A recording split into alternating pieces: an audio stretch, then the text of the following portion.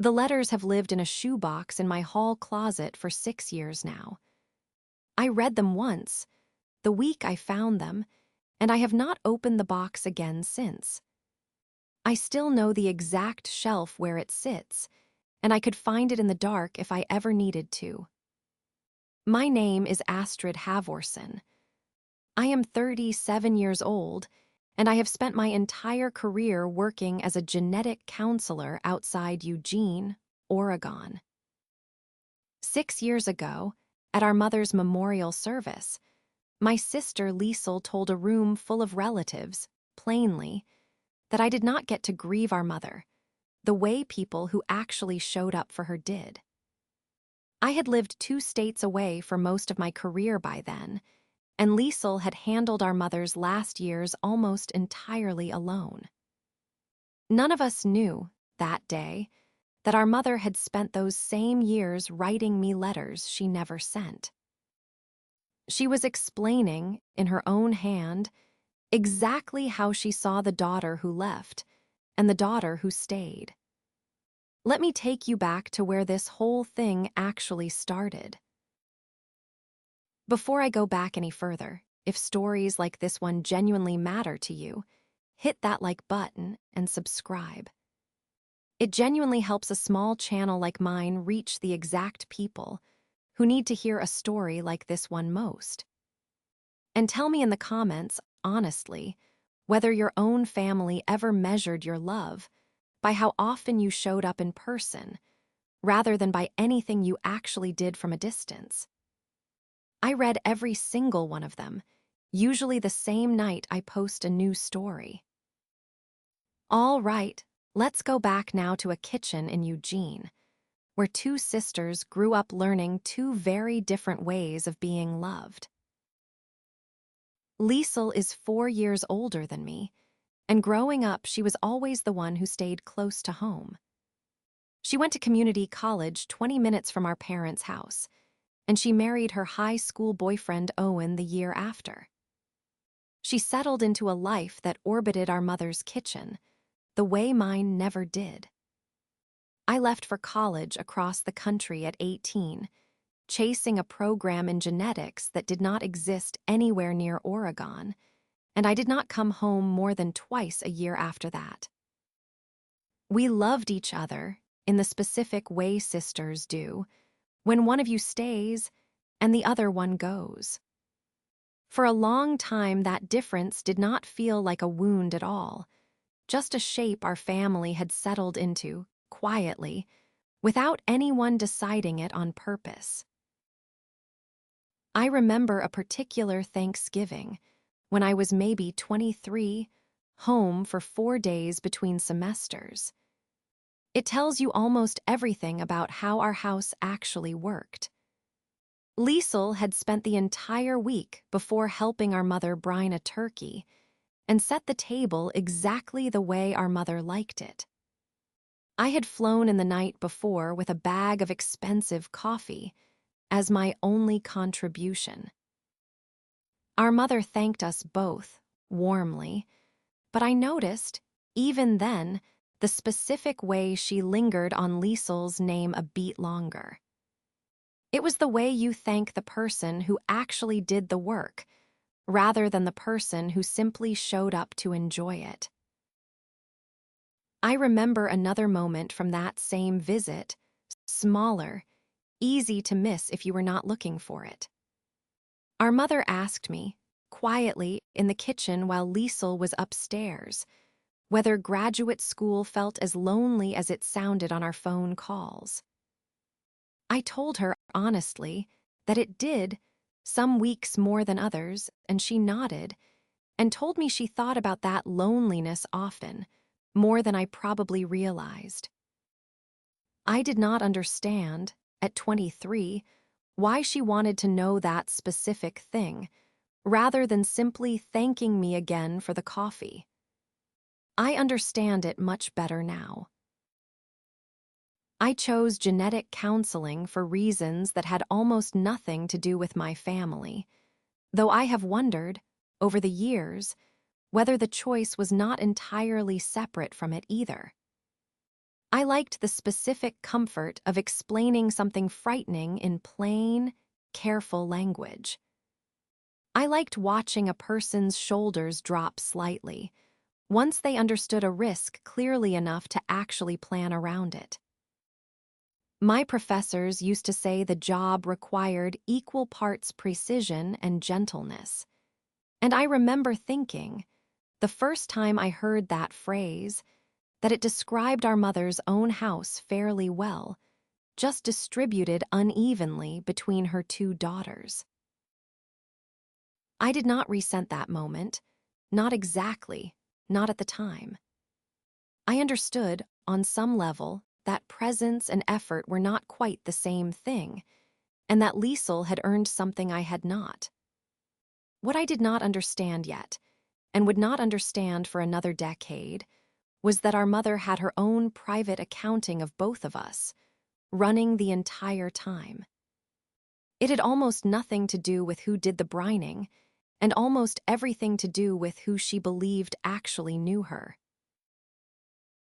I built a career I loved, methodically, the way I do most things. Genetic counseling suited me because it rewarded patience and precision, the same qualities that had always made me feel slightly out of step with my own noisier, warmer family. I moved to Eugene for a position at a regional hospital in my late 20s, close enough to visit. It was far enough that visiting required an actual decision every time, rather than simply happening by default the way it did for Liesel. I called our mother every Sunday evening, without fail, for the better part of 15 years. I want you to hold onto that detail because it comes back to me directly, much later, in a very different context. Liesel married Owen at 22, and the two of them settled into a modest house 6 minutes from our parents. She raised their daughter Freya 3 doors down from where we grew up. She folded our aging parents into her daily rhythm so completely that I sometimes struggled to picture what her actual, separate life looked like, underneath all that caregiving. I admired it, genuinely, even as I understood I could never have built my own life the same way, and would not have been particularly good at it if I had tried. Owen was, and still is, an easy man to like, patient in a way that suited Liesel's more restless energy, and genuinely fond of me in the specific low-key way brothers-in-law often manage. He would call me occasionally, on his own, just to catch up, careful never to mention the specific dynamic between his wife and me directly. I appreciated those calls more than I ever told him, small proof that someone in the family saw me as more than simply the sister who left. Freya, growing up, knew me mostly through birthday cards and the occasional long weekend visit, a warm but distant aunt rather than a daily presence. I accepted that role without much complaint, since it was, after all, the role I had chosen for myself years earlier. Our father died when I was 31, quickly, of a heart attack that gave no one any warning. Our mother's decline afterward was slower, the kind that takes years rather than months. Liesel absorbed almost all of it, without ever asking me to share the load more evenly. I offered, more than once, to fly out for a stretch and take over some of the doctor's appointments and grocery runs, and Liesel always told me it was fine. She had it handled. There was no reason, she said, for me to disrupt my whole life for something she could manage alone. I want to be specific about what those years actually looked like for Liesel, because it matters to everything that came later. She drove our mother to appointments twice a week, sometimes 3, managed a rotating list of medications, and fielded middle of the night phone calls when our mother grew confused about which day it was. I heard about most of this secondhand, in brief updates during our Sunday calls with our mother, since Liesel herself rarely volunteered the details unless directly asked.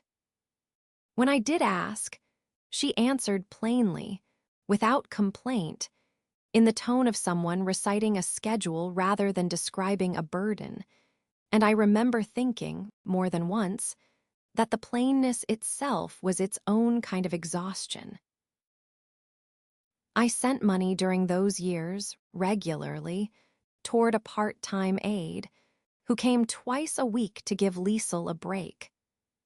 I want to be honest that I have never known quite how to weigh that contribution against hers. Money is easier to give from a distance than time. I have always suspected Liesel knew that difference better than she ever said out loud. I offered, more than once, to increase what I sent, and Liesel always told me the amount was more than enough, in the same even tone she used for everything else about those years. I want to ask you something before I tell you what happened at that memorial service. Have you ever offered real help to a sibling carrying more than their share, and had that offer quietly declined every single time, in a way that later got held against you anyway? Tell me about it in the comments, because I think that particular trap catches more people than any of us like to admit, and I read every single one. All right, let me tell you about the day our mother died, and the service that followed it. Our mother died on a Tuesday morning, in the home she had lived in for 40 years, with Liesel beside her. I was 2 states away, on a phone call I will never fully describe to anyone. I flew out that same afternoon, and I helped plan the service alongside Liesel over the following days. We chose hymns and photographs and the specific words that would go on the program, the two of us working side by side in a kind of exhausted, grieving efficiency neither of us questioned at the time. The memorial itself was held in the small church our mother had attended for 3 decades, filled with relatives and neighbors and a handful of women from her old book club. All of them offered the same soft, well-meaning condolences. I stood near the back for most of it, the way I always stand at family events, close enough to belong and far enough to observe. Liesel stood at the front, receiving people, the way she always stood at family events, the person everyone naturally moved toward first. Near the end of the reception, in the church's fellowship hall, over sheet cake and weak coffee, our Aunt Berit asked me, kindly, how I was holding up.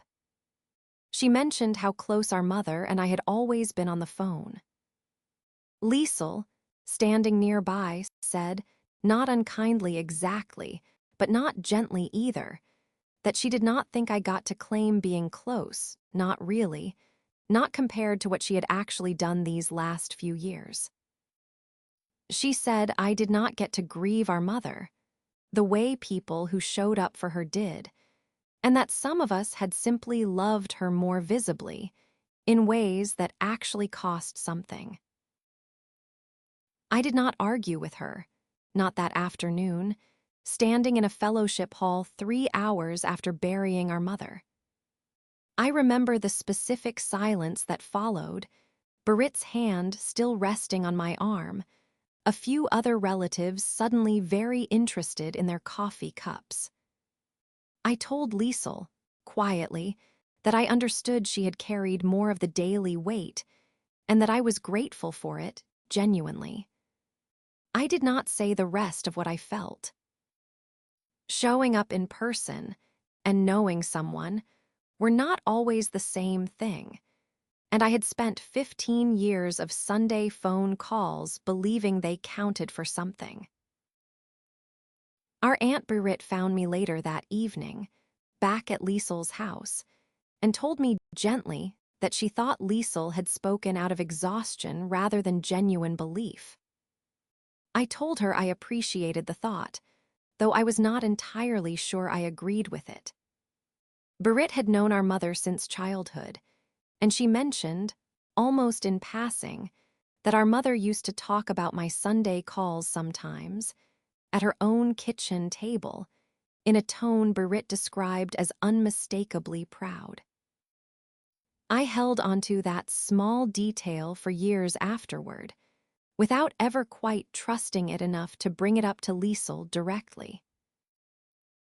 I want you to hold onto that specific phrase, showed up for her, because it comes back to Liesel directly, 6 years later, in a very different room entirely.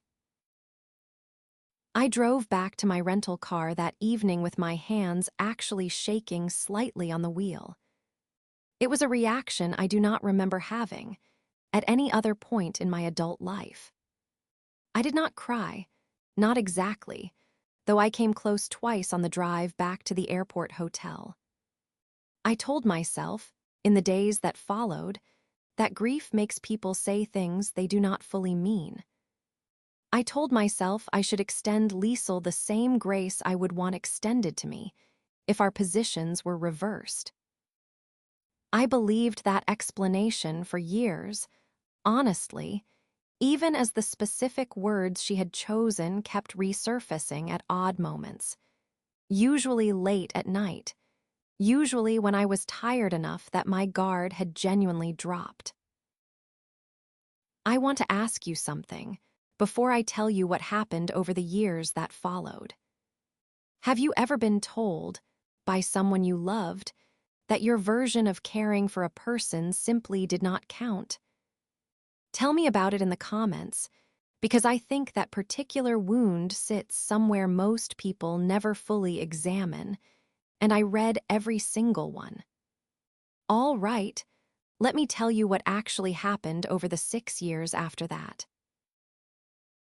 Liesel and I stayed close enough on the surface, the way sisters usually do, exchanging holiday cards and the occasional photo of Freya growing up. We never once discussed that afternoon in the fellowship hall directly, though I noticed, over time, a specific carefulness in how she talked about our mother. It was a subject she seemed to want to hold on to as entirely her own territory. I let her have it, mostly, because pushing back felt like proving her point rather than disproving it, and because some part of me had started to genuinely wonder if she was right.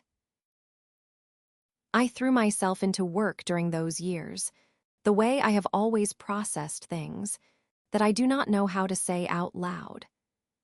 I built a strong reputation in my field, methodically, one careful case at a time. I want to be honest, though, that this had nothing to do with what happened later.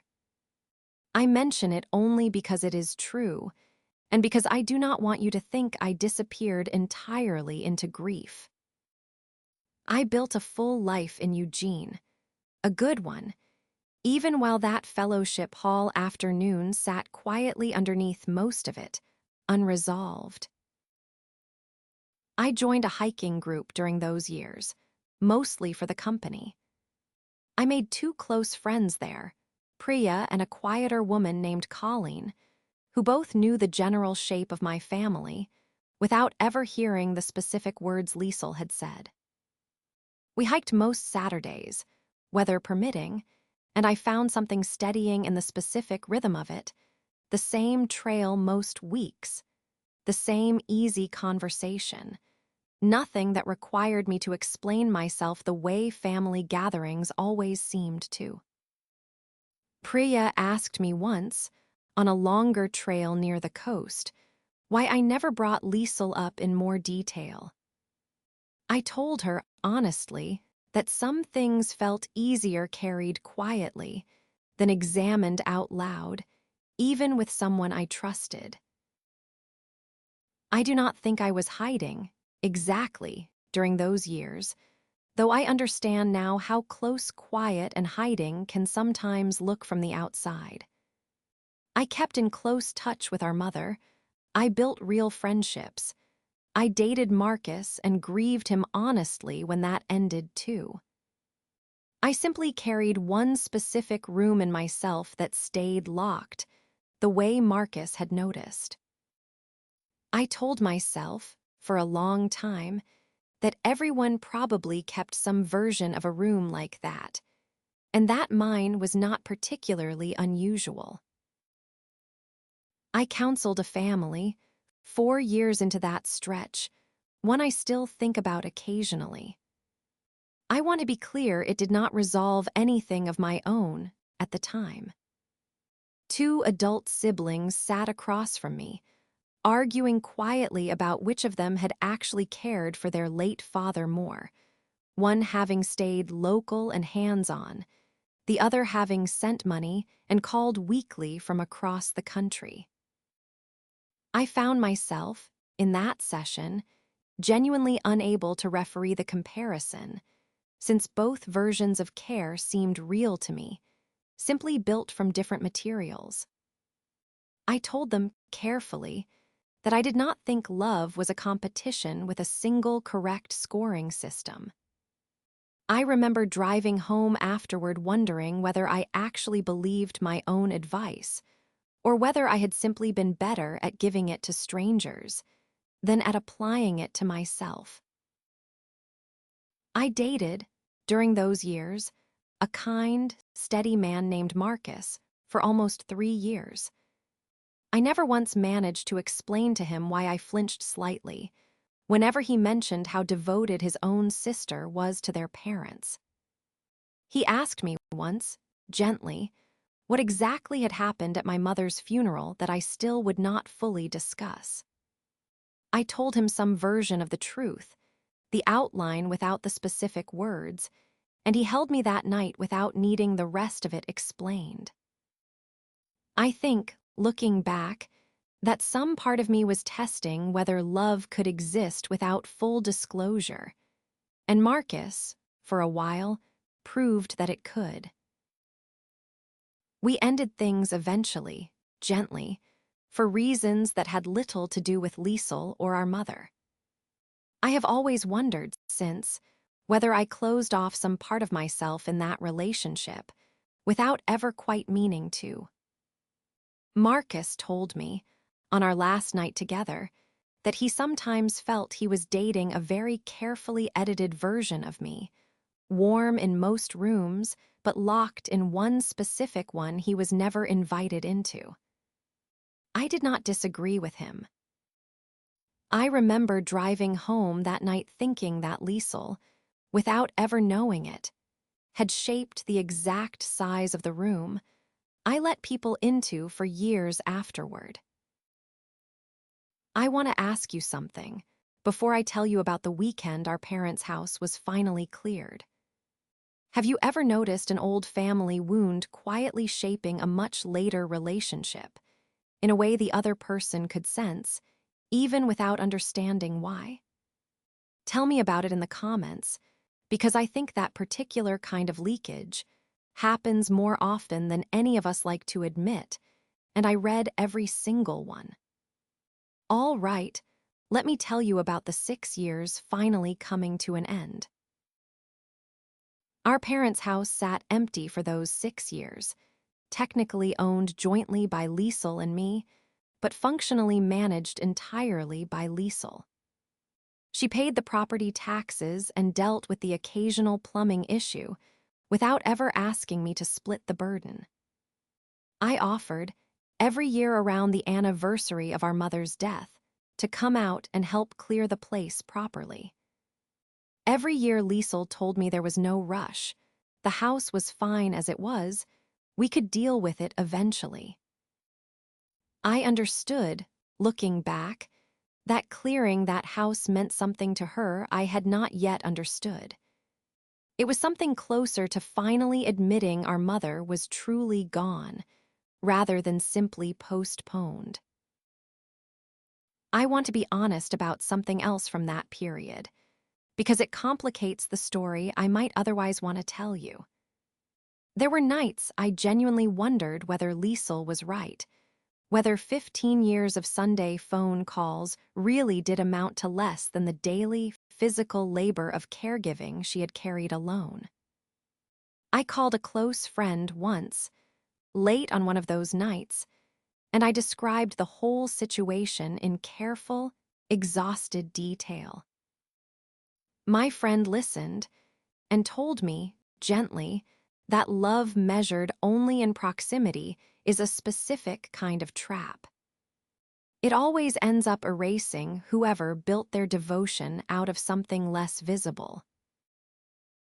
I want to ask you something before I tell you about the week we finally cleared that house. Have you ever quietly accepted someone else's version of your own love, simply because arguing against it felt like more grief than you had room for? Tell me about it in the comments, because I think more people carry that exact quiet surrender than any of us usually admit, and I read every single one. All right, let me tell you about the week everything actually changed. Liesel called me 6 years almost to the day after our mother died, her voice carrying a specific weariness I had not heard from her before. Owen had taken a new job 2 states away, she told me, and they needed to sell our parents' house before the move, whether either of us felt ready or not. She asked whether I could fly out for a long weekend to finally help clear it out properly, room by room, the way we had been putting off for 6 full years. I flew out on a Thursday evening, and Liesel picked me up from the airport herself, quieter than I remembered her being at any point since the funeral. We spent that first evening simply sitting in our old kitchen, the two of us, eating takeout off paper plates. It was the same table where I had once brought expensive coffee as my only Thanksgiving contribution. Liesel mentioned, almost as an aside, that she had been dreading this specific week, for longer than she had admitted to anyone, including herself. We started in our parents' bedroom the next morning, the hardest room by unspoken agreement, sorting our mother's clothes into boxes for donation and boxes for keeping. Liesel worked steadily, methodically, the same quiet competence she had brought to every part of our mother's final years. I found myself moving more slowly, lingering over small things, a scarf, a hairbrush, a stack of unused stationery our mother had never gotten around to using.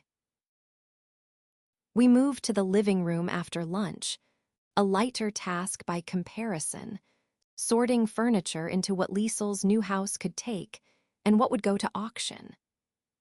Liesel paused over an old rocking chair our mother had nursed us both in, decades apart, and told me she remembered our mother rocking Freya in it too, humming something neither of us could name anymore. I sat in that chair for a moment myself, feeling briefly like a child again, in a house that no longer quite felt like ours.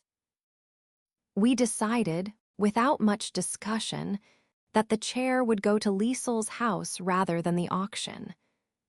One of us should keep it, we agreed.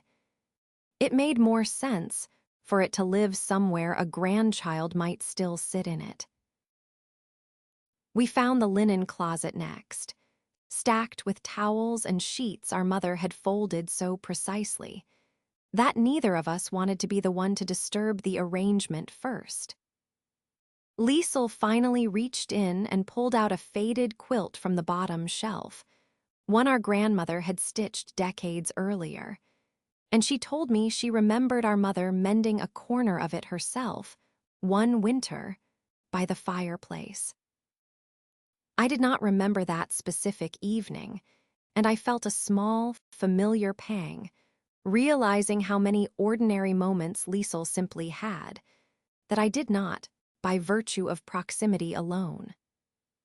Liesel noticed my expression and told me gently that she had plenty of moments like that too.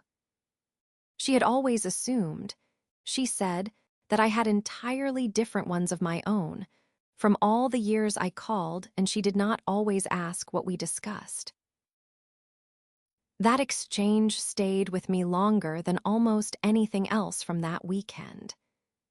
It hinted at something neither of us had said outright yet, that we had each spent years assuming the other one had the fuller, truer version of our mother, simply because it looked different from our own.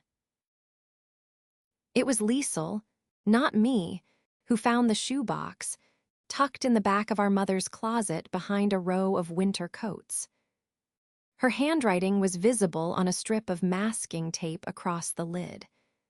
The tape read, simply, for Astrid, when she is ready. Liesel sat down slowly on the edge of the bed, holding that box for a long moment before she finally handed it to me without a single word. I want to describe what was actually inside that box, because the details matter more than the drama does. There were 11 letters, one for roughly every 6 months of the last 5 years of our mother's life, each one dated carefully in the corner, each one addressed to me by name. I sat down on the floor of that closet, right there among the coats and boxes, and I began to read them, one at a time, while Liesel sat quietly on the bed above me, saying nothing. I want to pause here, before I tell you what those letters actually said, because I think this is the exact moment worth sitting with. Have you ever discovered, all at once, that someone you loved had been having an entire private conversation with you, the whole time, one you never even knew was happening? Tell me about it in the comments, because I think that specific kind of discovery deserves more space than most conversations about grief ever give it. I read every single one, usually the same night I post a story, often later than I probably should stay awake. All right, let me tell you what those letters actually said. Our mother wrote, in the first letter, that she had started this box the year after our father died. She wanted to tell me things, she wrote, that she was not always sure how to say out loud on our Sunday calls. She wrote about missing our father, about the specific quiet of the house without him, about how grateful she was for Liesel's steady, physical presence during those first raw months. She wrote, too, in that same letter, that she worried Liesel sometimes mistook her own constant presence for the only kind of love that counted. She hoped, someday, both her daughters would understand that she had never once measured either of them that way. The second letter, written roughly 6 months later, described an ordinary Tuesday in a way that made my chest tighten, reading it. She wrote about a specific Sunday call where I had made her laugh so hard about a mishap at my own apartment that she had to sit down at the kitchen table. She had thought, hanging up, that laughter like that was its own kind of medicine, one Liesel's careful, exhausted daily visits rarely had room for any more. She was not comparing us unkindly, even then, only noticing, in her own quiet way, that grief and caregiving had made her days heavier, and that our calls were often the lightest part of her entire week. The later letters grew more specific, more direct, in the way people sometimes become, once they suspect they are running out of time to say something plainly. In one, dated less than a year before she died, our mother wrote that she treasured our Sunday calls more than almost anything else in her week. She felt, on those calls, truly known by me in a way that had nothing to do with distance. She wrote that she understood exactly why I had built a life across the country, and that she had never once resented me for it, not even privately, not even on her hardest days. A third letter, from somewhere in the middle of the box, described a specific evening I had entirely forgotten. It was a call where I had talked her through a difficult decision about my own work, a client situation I could not fully explain to her, but needed to think through out loud with someone who loved me unconditionally. She wrote that she had felt useful that night, in a way caregiving alone never quite made her feel, needed for her judgment rather than simply her presence. I sat with that letter longer than most of the others, understanding for the first time that our calls had given her something Liesel's daily care, for all its enormous value, had never quite offered either of us. The final letter, dated 4 months before her death, was the one that undid me most completely, sitting on that closet floor. She wrote that she worried about Liesel and me, someday measuring our love for her against each other, the way she had noticed us starting to do, quietly, at family gatherings over the years. She wrote that she hoped, if that ever happened, one of us would eventually find this box and understand that she had never once kept a ledger between her daughters.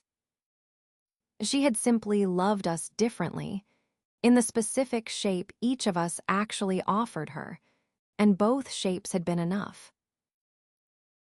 Liesel finally spoke, from the bed above me, her voice smaller than I had ever heard it. She asked whether she could read them too, and I handed each letter up to her silently, one at a time, watching her face change with every page, the way mine surely had. When she finished the last one, she sat holding it for a long moment. Then she said, quietly, that she thought about that afternoon in the fellowship hall often, more often than she had ever admitted to me or to herself.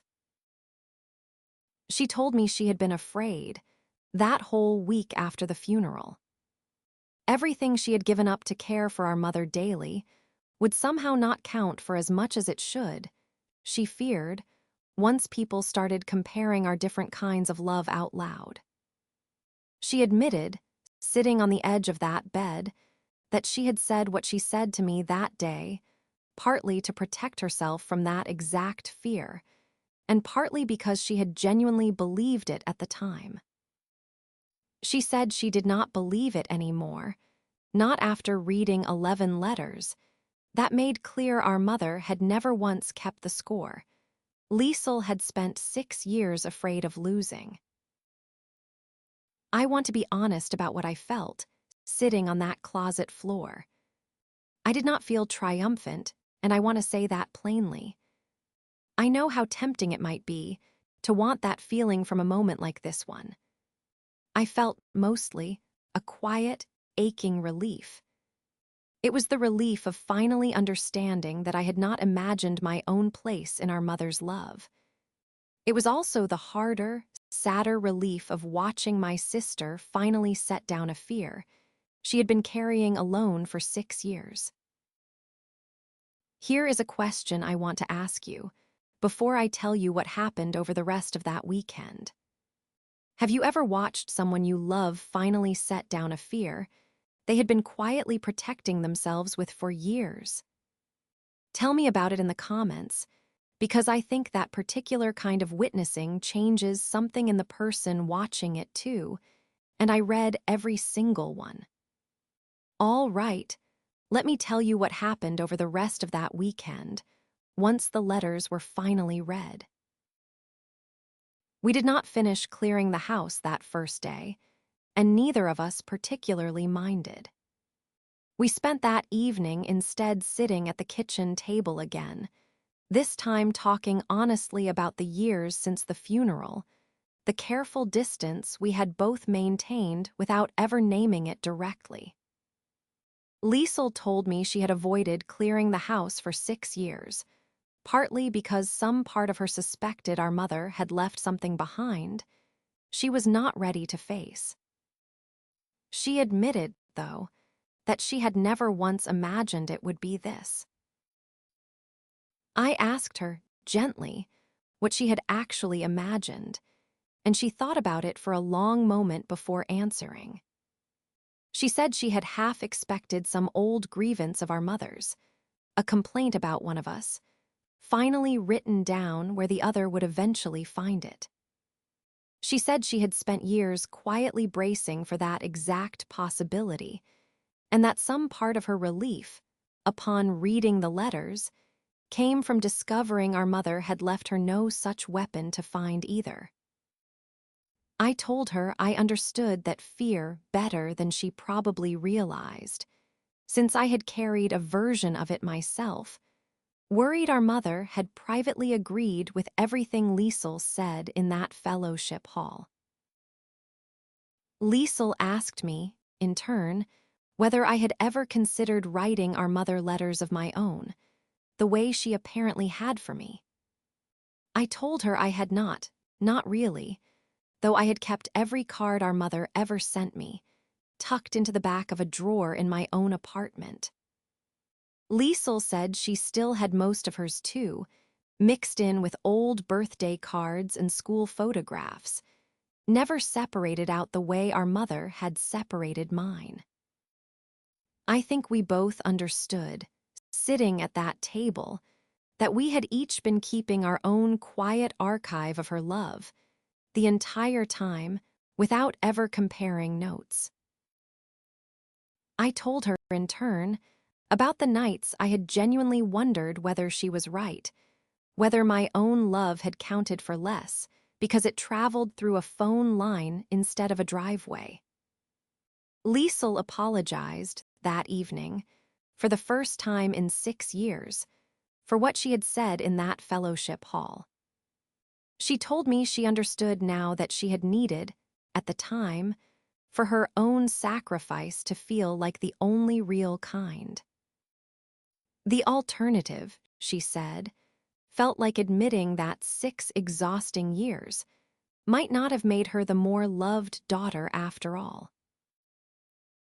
I told her I appreciated the apology, and I meant it, though I did not pretend 6 years disappeared in one evening at a kitchen table. Some things take longer to fully settle than a single honest conversation can manage, even a good one, even a necessary one. We finished clearing the house together over the following 2 days, slower than planned, stopping often to talk, laughing more than either of us expected to laugh in our childhood bedrooms. I found myself, on the second of those 2 days, telling Liesel something I had never told anyone in the family, not even Marcus back when we were still together. I told her that I had once, in my late 20s, seriously considered moving back to Eugene permanently, giving up the position I had worked so hard for simply to be closer, the way she was. I told her I decided against it, not because my career mattered more, but because some part of me suspected, even then, that our mother did not actually need 2 daughters, living the identical kind of life beside her. Liesel went quiet for a long moment after I said that, and then she told me she wished, more than almost anything, that she had known that about me years earlier. I asked her why it mattered so much, hearing it now, and she said it changed the entire story she had been telling herself about why I had stayed away. She had always assumed, she admitted, that Eugene had simply won some competition against our mother's house. My career and my own life out there, she thought, had quietly outweighed whatever staying close might have cost me. Learning that I had actually weighed it seriously and chosen to stay away on purpose, for our mother's sake as much as my own, made the distance feel different to her. It felt less like abandonment and more like a decision, one she said she could finally respect, rather than simply tolerate. I told her, in turn, that I had always assumed the opposite about her, that staying had simply been easy for her, the obvious default rather than a real choice. Liesel laughed, a little sadly, and told me nothing about those years had ever felt easy. She had simply never learned how to ask for anything different once the patterns set in. We sat with that admission for a while, the two of us. We were finally comparing the actual weight of our choices, instead of guessing at each other's motives from a distance. On our last evening in that house, the night before the movers were scheduled and the sale was finalized, Liesel made a suggestion. We should read our mother's letters aloud to each other one more time, she said, together this time, rather than separately the way we had first found them. We sat on the bare living room floor, the furniture already gone, and we took turns reading each letter out loud in our mother's actual handwriting, hearing her specific voice in a way that felt different from reading silently alone. Freya came by that same evening, 17 now and curious about her grandmother's old house before it sold to strangers.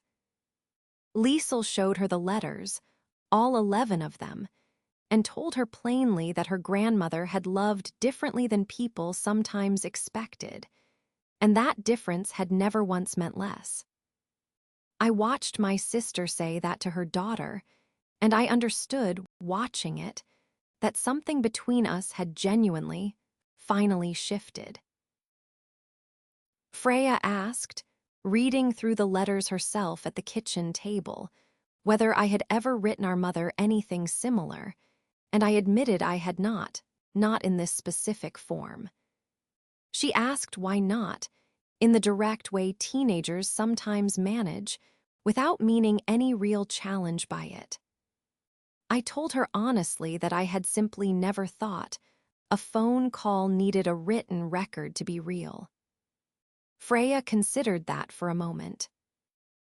Then she said she thought maybe that was exactly the kind of thing that should get written down anyway, precisely because it felt too obvious to bother.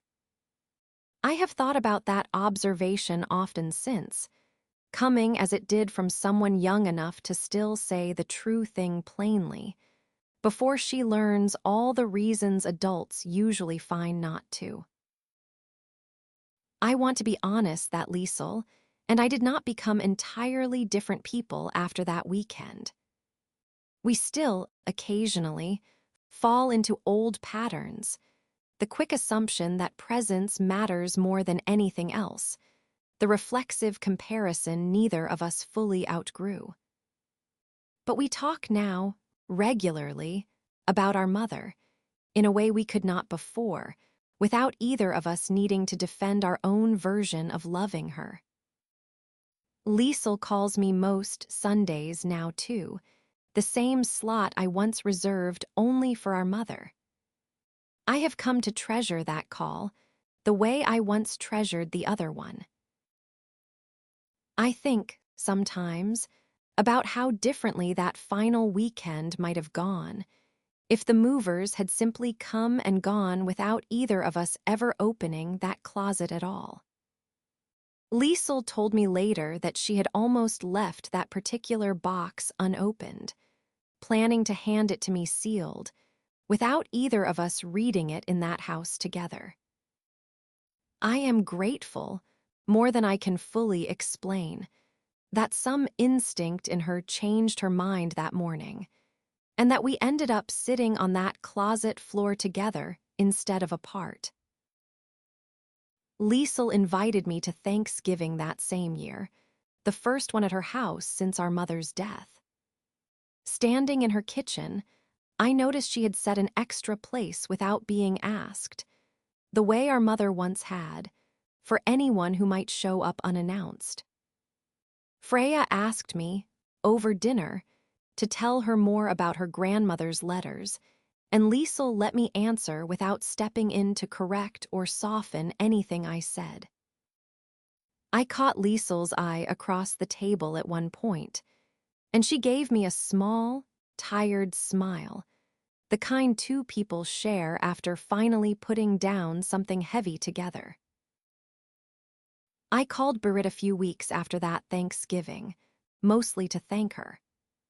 I wanted her to know what she had told me all those years ago, at Liesel's house, had finally mattered. She laughed, gently, and said she had wondered for years whether that small comment had ever actually landed. I told her it had, eventually, just later than either of us expected, and she said that sounded about right for our family, where the truest things always seem to arrive a few years behind schedule. I think now about how close that entire truth came to staying buried permanently, if Liesel had simply followed her first instinct and handed me that box still sealed. I do not think either of us would have blamed the other, if that had happened, since neither of us knew what waited inside it. I am glad, all the same, that some quieter instinct in my sister won out that particular morning. We ended up reading our mother's own words together, rather than each of us carrying a private, unconfirmed guess about what the other one believed. Here is what 6 years of believing I did not grieve correctly, and 11 letters found in a shoebox, actually taught me. I want to leave these lessons with you plainly, the way I promised you at the start of this story. A person can spend years measuring your love against their own, and genuinely believe the version that costs them more must be the only real one.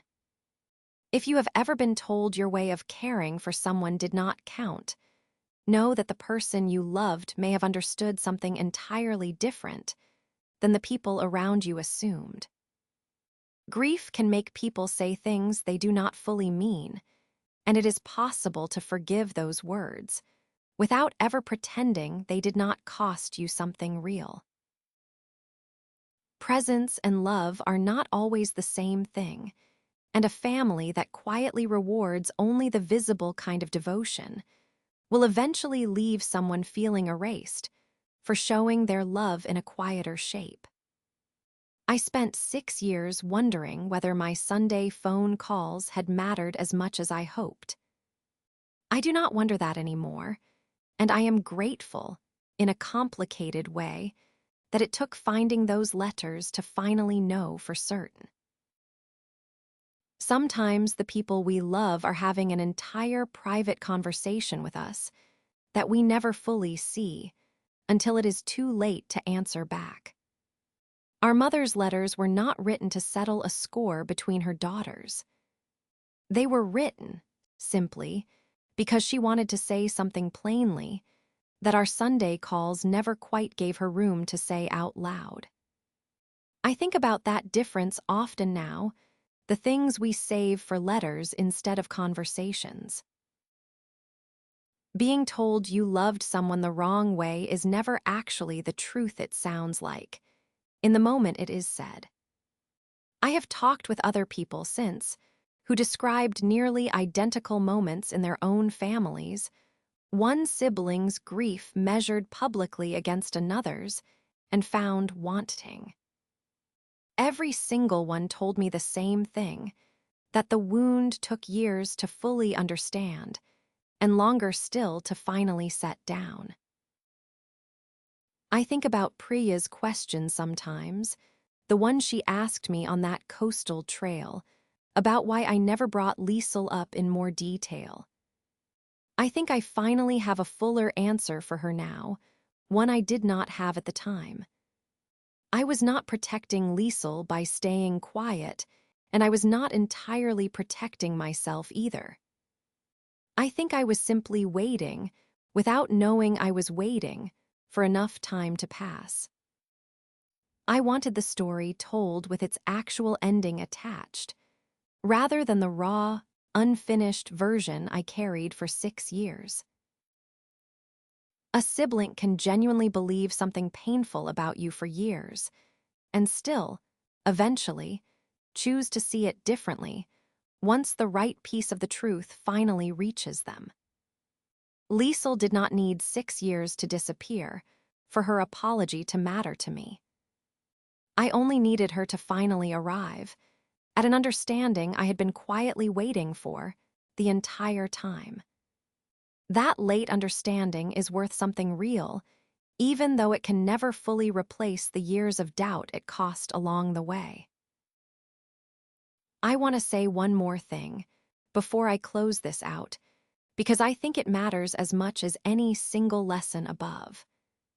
Our mother never once intended those letters as evidence in an argument between her daughters.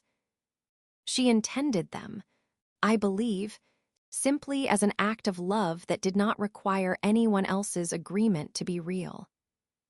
I think about that distinction often now, the difference between loving someone to prove a point and loving someone simply because it is true. I would like to think I am learning, slowly, to do more of the second kind, the kind that needs no eventual discovery to justify it. I suspect, though, that this is a lesson I will keep relearning for the rest of my life. I still keep those 11 letters in the same shoebox, on the same closet shelf, exactly where I placed them after that weekend. I have not needed to reread them since, not because they matter less, but because I finally know, with a certainty nothing can take back now, exactly what they said. I did take the box down once more, a few months ago. I was not there to read the letters again.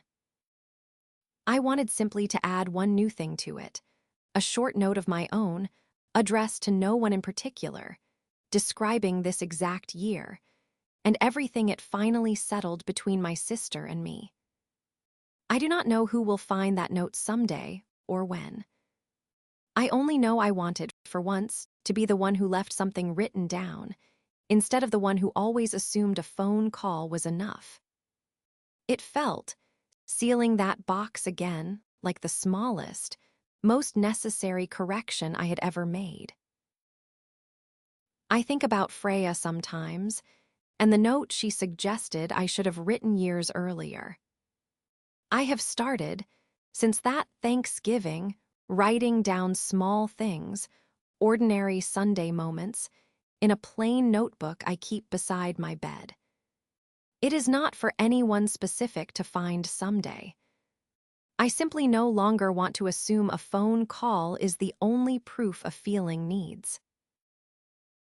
If this story meant something to you, tell me in the comments about a quieter kind of love in your own life, one that took too long for someone to finally recognize.